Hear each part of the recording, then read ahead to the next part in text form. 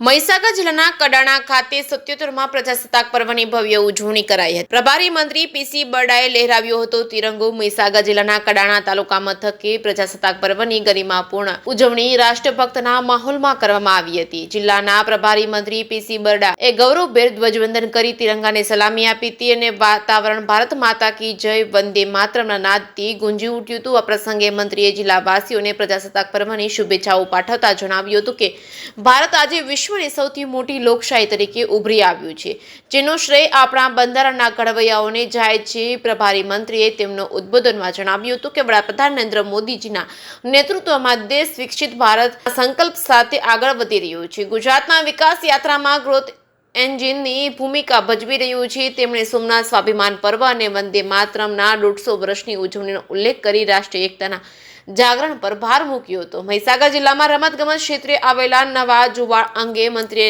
આનંદ વ્યક્ત કરતા કહ્યું હતું કે ખેલ મહાકુંભમાં જિલ્લાના 1.39 લાખથી વધુ ખેલાડીઓએ રજીસ્ટ્રેશન કરાવી ઉત્સાહ દાખવ્યો। અરદાસપુર ખાતે 18.57 કરોડના ખર્ચે જિલ્લા કક્ષાનું આધુનિક રમત સંકુલ અને સંતરામપુરના બેણદા ખાતે 6.35 કરોડના ખર્ચે તાલુકા કક્ષાનું સંકુલ આકાર લઈ રહ્યું છે। પ્રસંગે જિલ્લા પંચાયતના પ્રમુખ તેમજ સંતરામપુરના ધારાસભ્યો, જિલ્લા પંચાયતના ઉપપ્રમુખ તેમજ જિલ્લા કલેક્ટર તેમજ જિલ્લા વિકાસ અધિકારી, પોલીસ અધિક્ષક સહિતના જિલ્લાના પદાધિકારીઓ મોટી સંખ્યામાં નગરજનો ઉપસ્થિત રહ્યા હતા।